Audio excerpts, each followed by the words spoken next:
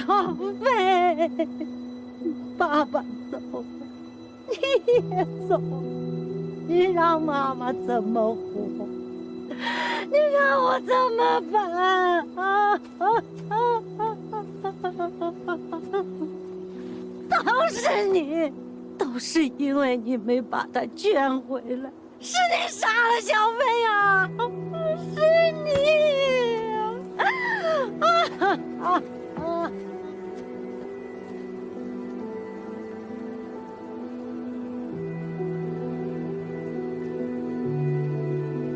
那么大个事儿，也不跟家里商量一下？我要是说了，妈肯定不会同意的。咱们家已经有2个警察了。爸走之前，要愿望你又不是不知道。你是你，我是我，我就是要当法医。不要，我不让你去。哥，不要，不要，不要，不要。年轻人总要有一些自己的追求吧，妈迟早会理解的。妈说的对呀，我们老于家都是榆木脑袋。哥，你也是老于家的。哎，哎，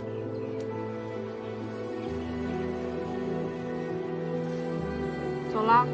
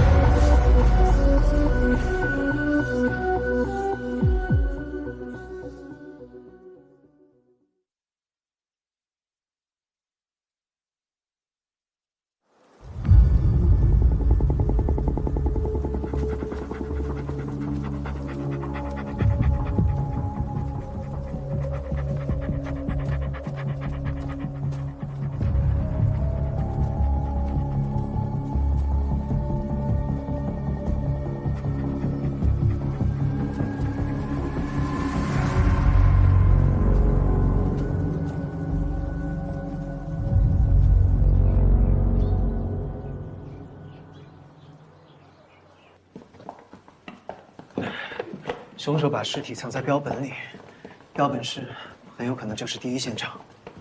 如果凶手真的在这杀人，那后山被扒开的铁网呢，就有可能是凶手逃走的地方。还没有找到他的头颅吗？已经派人去搜了。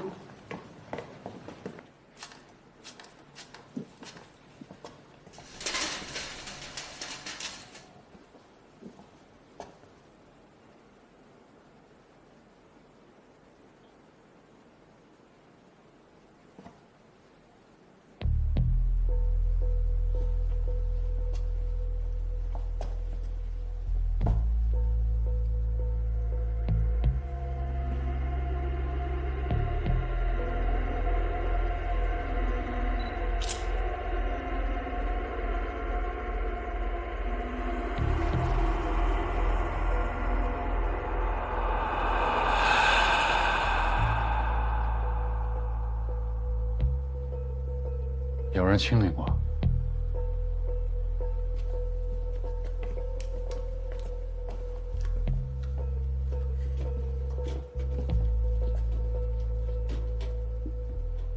来。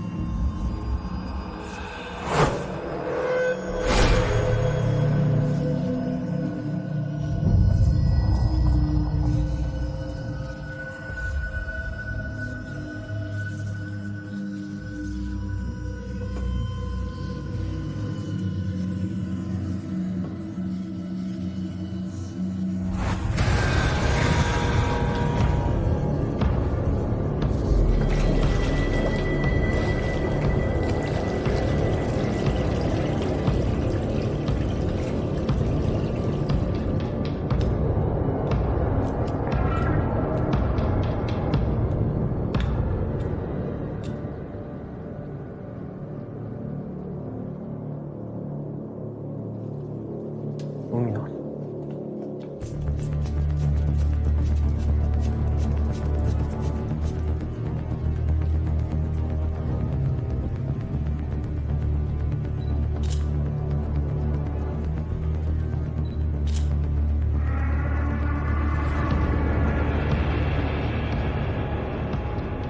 这很可能是分尸的第一现场。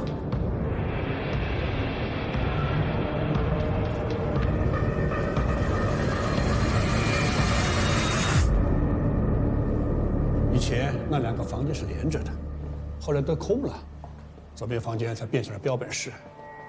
我们也不知道还有人在用那个301实验室。王教授肯定是搬新楼的时候配了把钥匙，偷偷的在用那个实验室。黄教授是主攻研究哪个方面？脑部神经，他可是解剖学的老专家，人称黄一刀。哎，王教授没做什么影响我们系上名声的事吧？ 没有，我们还在调查中。他办公室。文教授，文教授，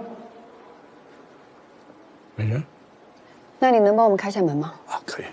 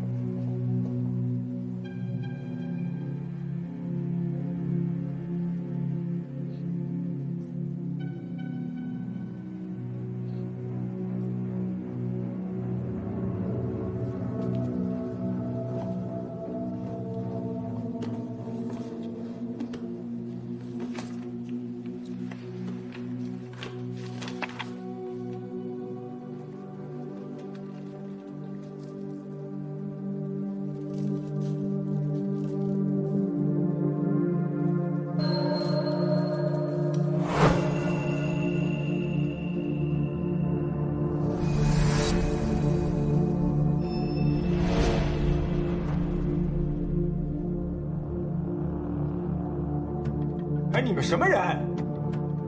进我的办公室干什么？公安警察。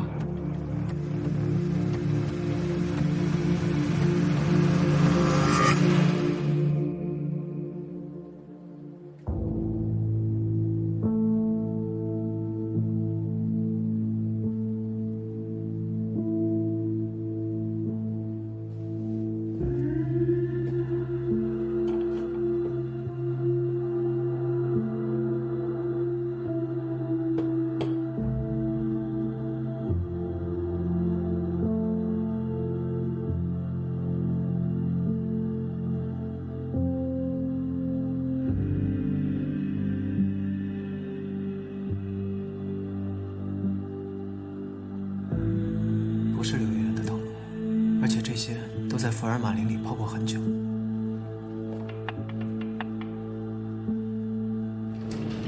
齐主任，韩队跟祝队想知道你这儿有比对结果了吗？没有发现被害人的头颅。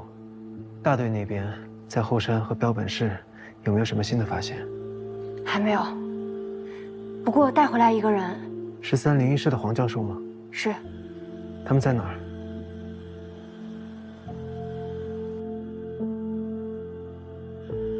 黄占明黄教授，请问上周二下午你人在哪？都做了些什么？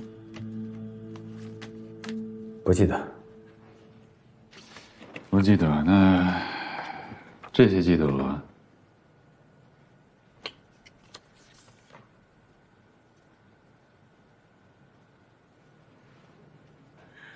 既然被你们发现了，那我认错。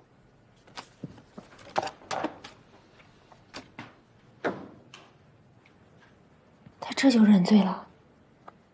那请您说说吧，怎么杀人的？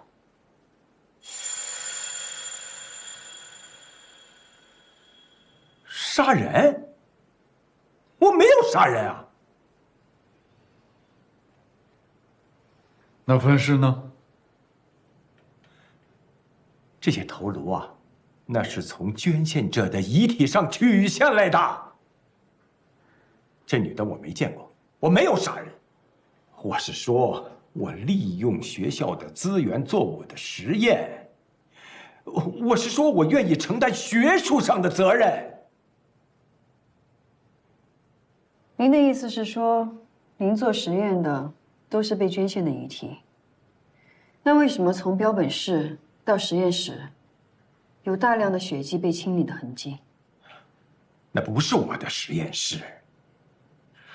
学校不让我继续研究了，我就找了个旧实验室，我继续研究，仅此而已。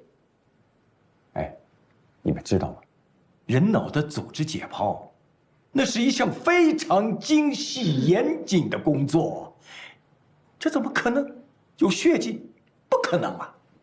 如果是一个年轻女性的尸体出现在你的实验室里，被分解和切割，会有这么多血迹吗？我不认识那女的，我没有杀人。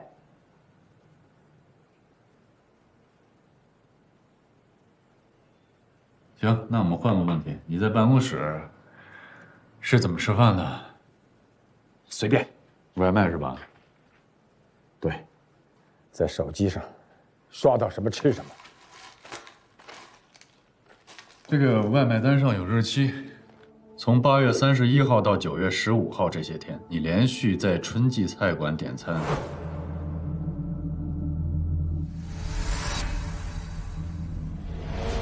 春季菜馆是自己负责送餐，没有外卖。这个是春季菜馆的员工。9月16号他失踪以后，你就再也没有点过这家餐厅的餐，这个你怎么解释？我嫌在手机上选来选去的麻烦，它耽误时间，我就选中一家饭馆吃饭，有问题吗？况且那送饭的，我都一直让他摆在门外，至今是谁送来的我都不知道。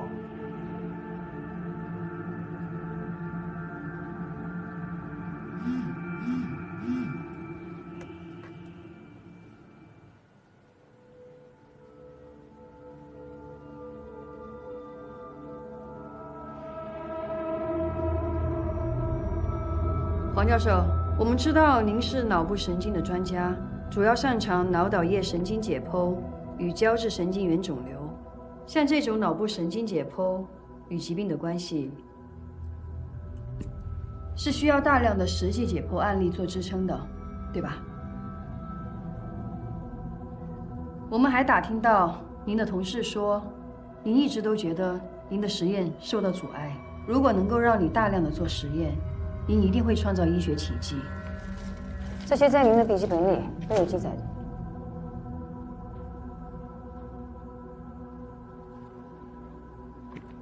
所以你是想用刘媛媛做活体实验，然后不小心把她给杀了，然后把她头颅藏起来，再四处抛尸，混淆我们，对吗？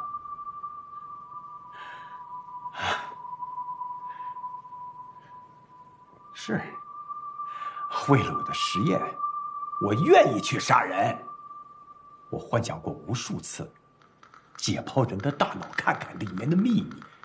哎，就现在，我看见你们俩，我都有极度的渴望打开你们的头颅。我是医生，我需要找到大脑老化的药物。只要我的研究能成功，干什么我都愿意。但是，我请你们拿出证据，来证明我杀了这个女孩。我们需要知道这个头颅的来源，希望你之后配合调查。邱主任，我先回去。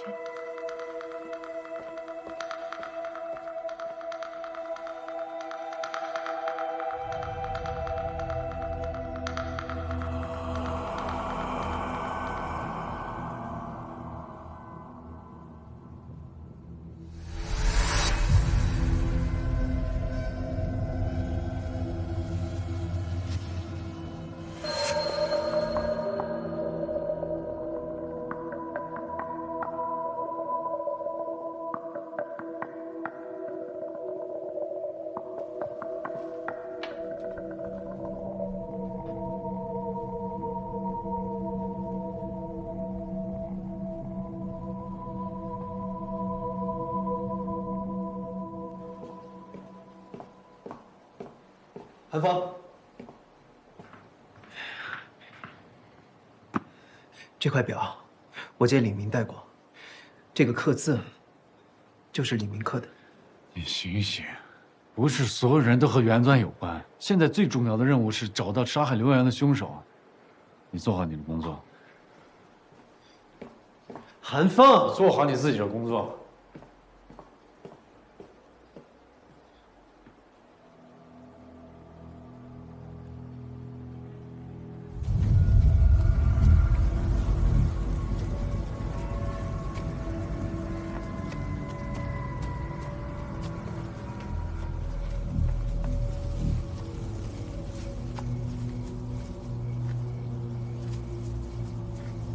有情况，这里。查那个我。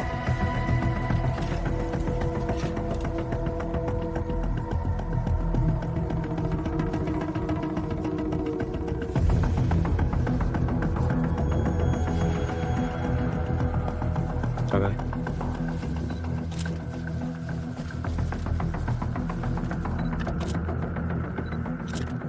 找着了。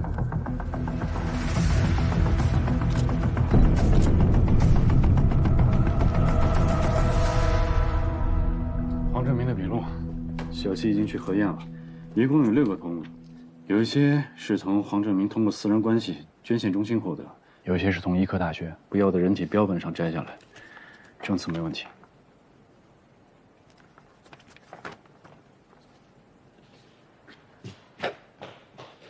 韩队，有新发现。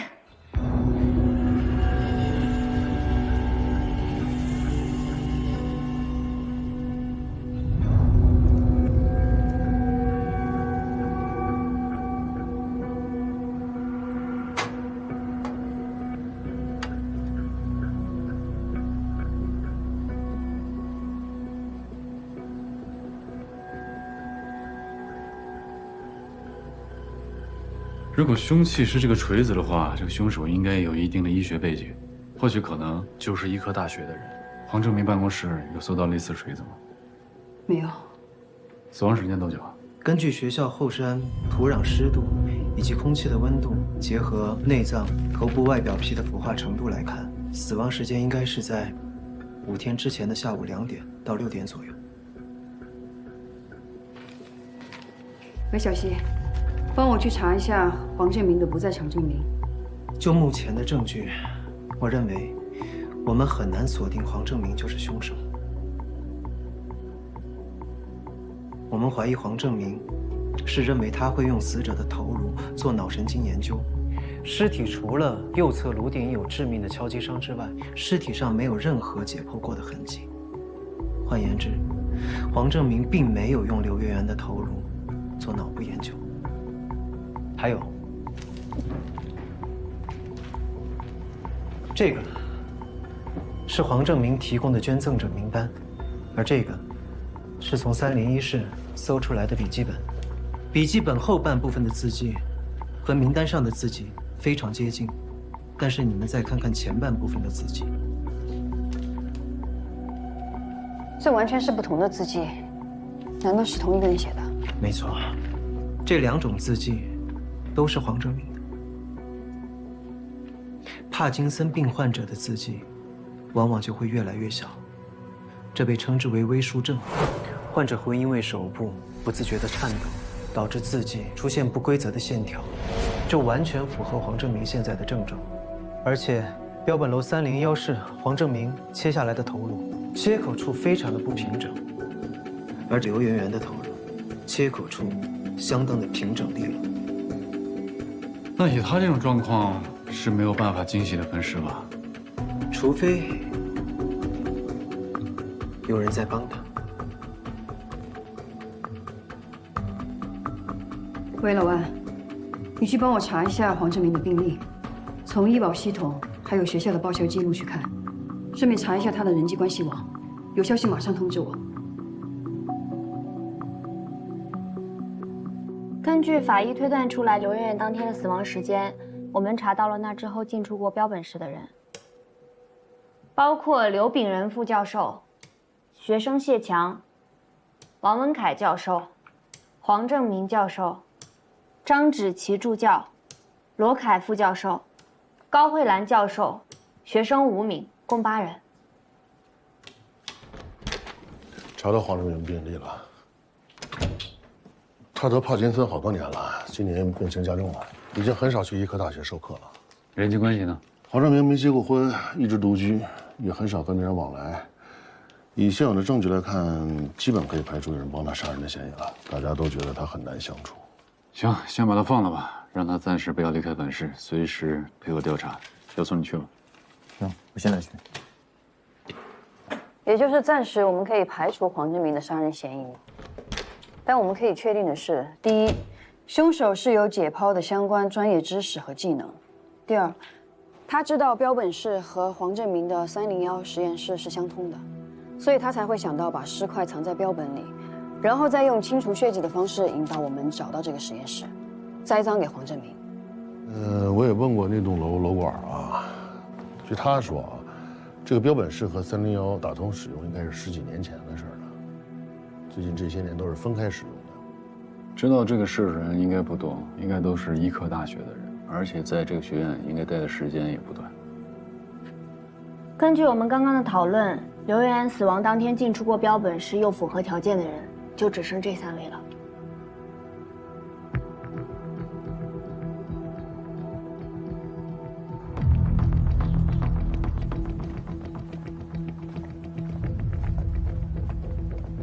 我给你们讲解一下鳞状细胞癌的特征。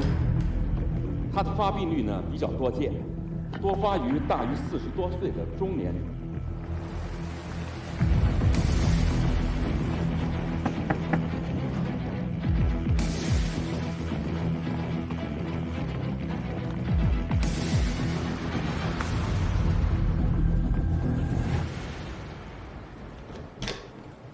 哎，小苏，哎，徐主任，听说黄正明已经解除嫌疑了。对，目前没有证据显示他有杀人的嫌疑，也没有证据显示有人在帮他杀人。怎么了，齐主任？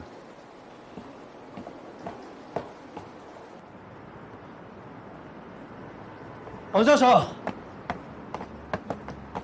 王教授，王教授，您这块表是从哪儿来的？我有必要跟你解释吗？你和李明什么关系？你是在审查我呀？啊？那行，请你出具相关手续。没有，别耽误我回家。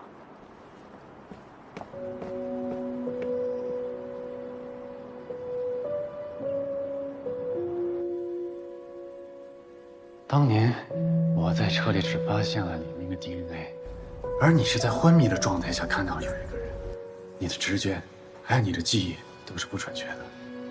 齐子哲，你只是不愿意面对现实，你只是没有办法说服你自己。我跟你们说啊，江城医大最近在研制一种新药，如果研制成功了，不知道能拯救多少人的命呢。你知道我做心理医生这么久，最害怕碰到什么样的病人？就是明明知道自己不肯醒来，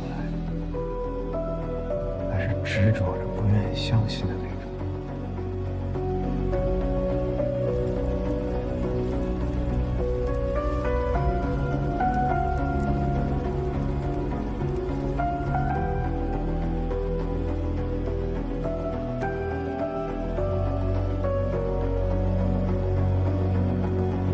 根据我们今天3组走访所得到的线索，刘炳仁和王文凯确实是在案发当天的早上和下午分别去登记，并且领取了大体。他们在领取了大体之后，刘炳仁去了实验大楼上课，一直上课到傍晚，期间有学生可以证明；而王文凯则去了行政大楼开会，也有目击证人，所以他们2个都有不在场的证明。那高慧兰呢？小希。高慧兰去标本室领取大体的时候，有学生陪同。我问过那个学生了，说没有什么异常。那也就是说，他们仨同时都有不在场证明。是的。哎，得，咱们这么久全白忙活了。小希，刘媛媛的通话记录还有银行卡记录有查到吗？有什么异常？刘媛媛的户头没有什么特殊的资金往来，然后她的购买记录跟通话记录也没有异常，看起来是个生活挺简单的人。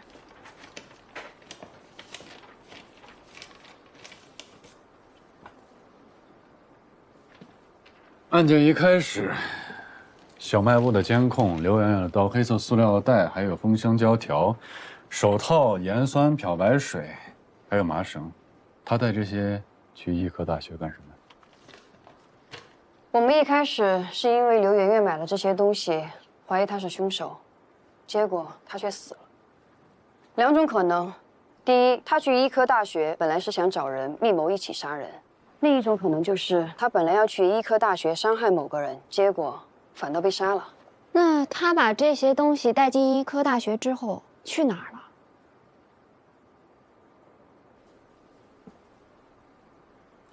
我记得他曾经打过工的地方，那个老板说过，刘媛媛原本是想考医科大学的，这2者之间会不会有什么关联？说起来倒是也挺可惜的。听他说，他高中时候学习成绩很好，本来是要上医科大学的，后来好像发生了什么事儿，他就一直拖着他那个病重的母亲。刘媛媛上学的时候一定发生过什么事，这有可能是个线索。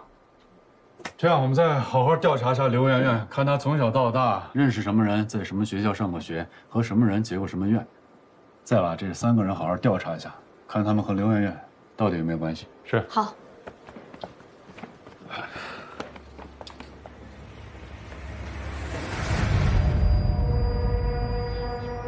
这是所好学校，据说在这儿读书的就没有考不上重点高中的。哎，你好。分局刑警队的。好，请进。哎，谢谢。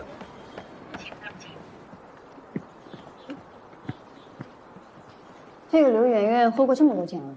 哎，没错，我也是听说呀，她平时学习成绩挺不错的。不过呢，我来这个学校呢，时间也并不长，对学校的很多工作呢也不太了解。不过我们学校啊，在学生档案管理工作这一块一直都很重视，哈，哎，哦，这是刘媛媛同学当初的班主任陆老师。哎呦呦呦！啊，你好，你好。哎，你好，分局刑警队的，您先坐。校长跟您介绍过吧？我们这次来主要是想找您了解一下，您当年有一个学生叫刘媛媛，她上学时候的一些情况。哦，对，跟我说了。像圆圆呢，虽然已经毕业很多年了，但我记得很清楚，当年算是我很看重的一个学生，成绩很好，一直说想学医，我对他能考上医科大学还是很有信心的。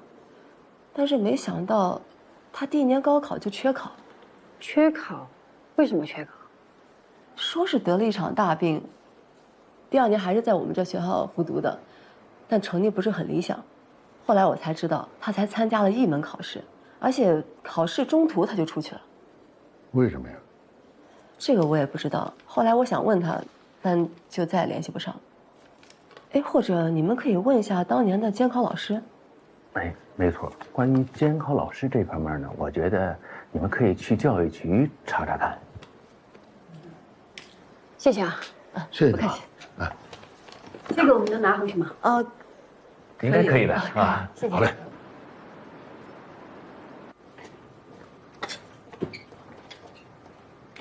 韩队，这是高慧兰的个人资料，你看一下。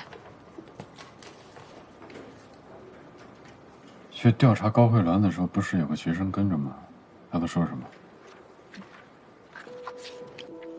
那天没什么异常，都是正常程序。那高教授为什么叫你去，不是其他人？你们很熟吗？其实是因为不太熟。不太熟？什么意思啊？因为我的解剖学老是挂科，高教授应该也是拿我没有办法，所以在运试的过程中，有跟我提一些补考的重点。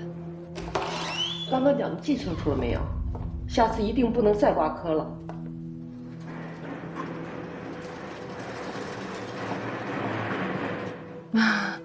虽然我是学医的，但是我对尸体其实挺害怕的，一直没有克服。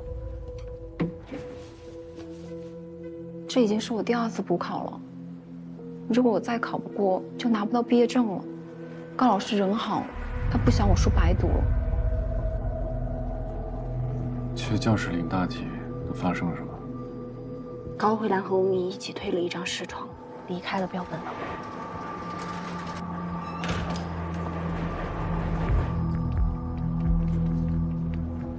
走，你看看。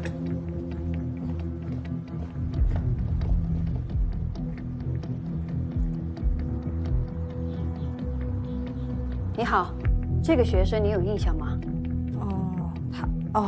他我记得的。这么多年过去了，你记得这么清楚啊？因为他和我教过的一个学生长得实在太像了，但是我教过的这个学生早就出国了，所以你认错人了？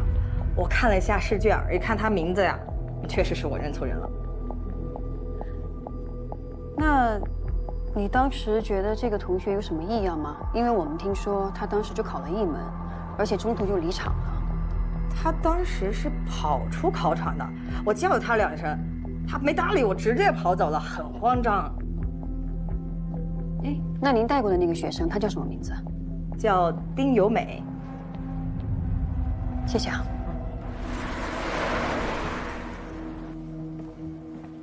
小溪，朱队，怎么了？我查到你说那个学生丁由美的资料了，她现在也在合成医科大学担任助理教授。丁由美是高慧兰的女儿。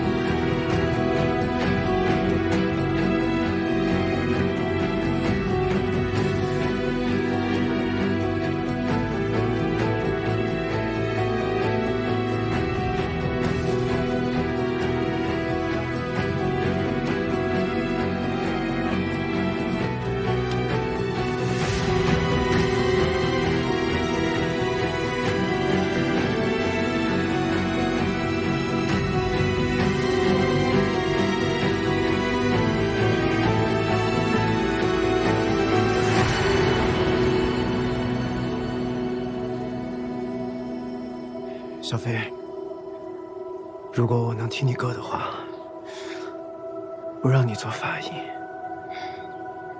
该多好。长线压住短线，再打一个结，这样一个非常漂亮的结就完成了。你不让我自己来，我怎么成为独当一面的好法医呀？好，那你来。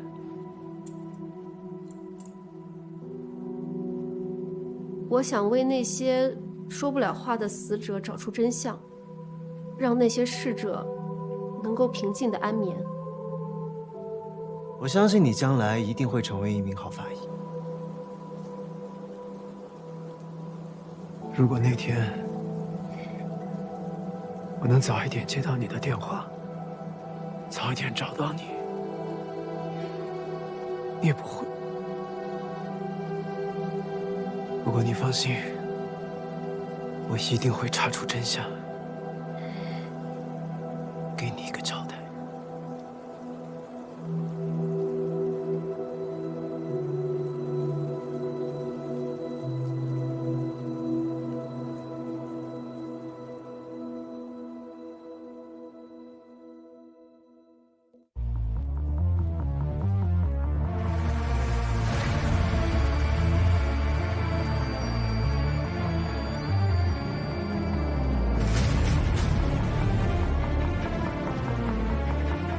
那张穿校服的是刘媛，眉心有颗痣的是丁优美。我怀疑他们替考。替考？刘媛是不是去实验室找过你？丁优美当时在吗？是他一直在伤害我们。都是你们害的！张宇！圆圆的母亲过世了，我理解圆圆做的一切。学校的监控我们都查过了，刘媛媛确实从实验室出来之后离开了学校大门。这是什么呀？这是人体组织。移动大体的时候，一般都是放在尸袋内的，同时也是最好的障眼法。